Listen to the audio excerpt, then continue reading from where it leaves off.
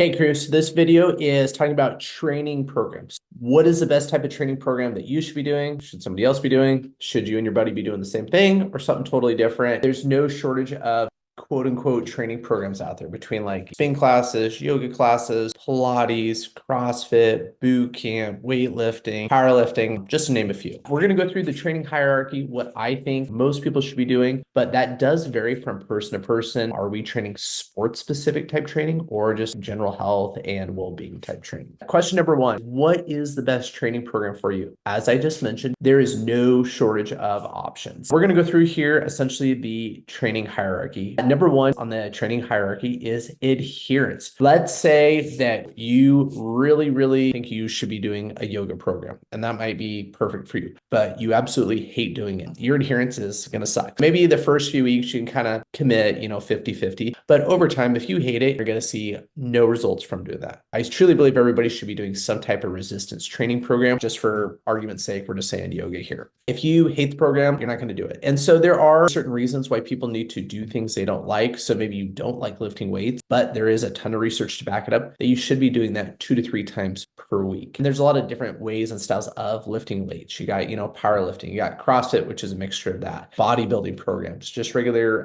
strength training programs. Finding something that fits your lifestyle. Not everybody can spend 2 hours in the gym. Here at TrueFit, our sessions are 45 minutes. Those are for your normal everyday people who want to get stronger, healthier, resistance train, work on their heart health, and overall just be happy and healthy. That's kind of who we service here. If you don't have 2 hours in the day and you're not going to adhere to that, that's probably not going to work either. So finding something that's going to work with your lifestyle, your schedule, something that you can stick to and do long term. And when I say long term, I don't mean like 8 weeks. You're like, sweet, I checked that box and I don't need to do it anymore because I'm healthy. This is a long-term lifestyle. And so really finding something that you do like, you enjoy, you like the community, the atmosphere, and just something you're really going to click with. Hierarchy, number one is adherence. So the number two is volume, aka like how many days per week, how many sets, how many reps that we're doing, that type of stuff. Most people need to train at least twice per week. 3 is ideal just to get the full benefit out of it. But if you're only training a muscle group like once per week, at first we'll get those newbie gains to where you do see some progress,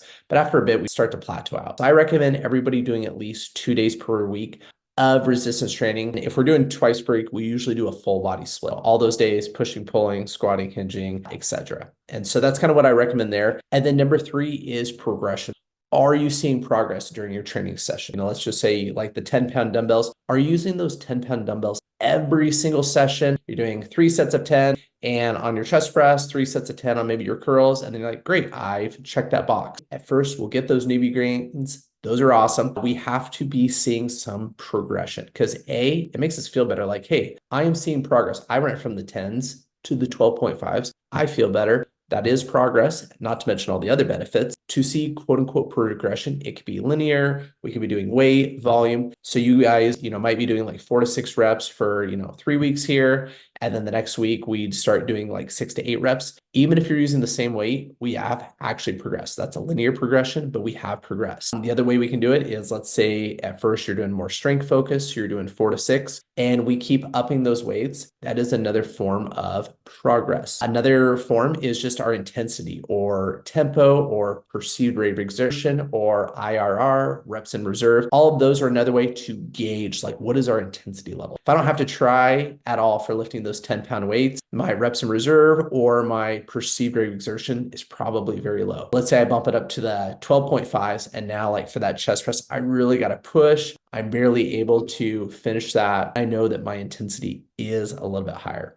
So we just want to make sure that your training sessions are planned out in a progression periodized fashion. If you don't know how to do that, there's lots of like training apps out there. The best way to do it is obviously get with a coach because they can get to know you, see what you benefit from the most, and then tailor that program to you and to yourself. If you just come to a place like TrueFit, we just plan it out for you, take all the guesswork out so you can just show up, train, see results. I hope that kind of just lets you know there's so many different types of training programs out there and it can be overwhelming. Should I be doing cardio focus? Should I be doing weightlifting. And sometimes we do cardio, sometimes we do weightlifting, sometimes we do both. The thing is, if fat loss is your goal, you can do cardio and you can burn quite a bit of calories in a shorter period of time, but your body adapts to that very, very quickly. And then we got to ramp up the cardio just to be burning essentially the same amount of calories because our bodies adapt so quickly. Weights, it takes much longer for our bodies to adapt to it. And then it's so easy to change the load or change how much work we're doing. Pairing those up is really the best way for seeing quote unquote fat loss and then overall health. Hope that helps. If you have any questions on that or how to design a training program, I'd be happy to help. All right, see you.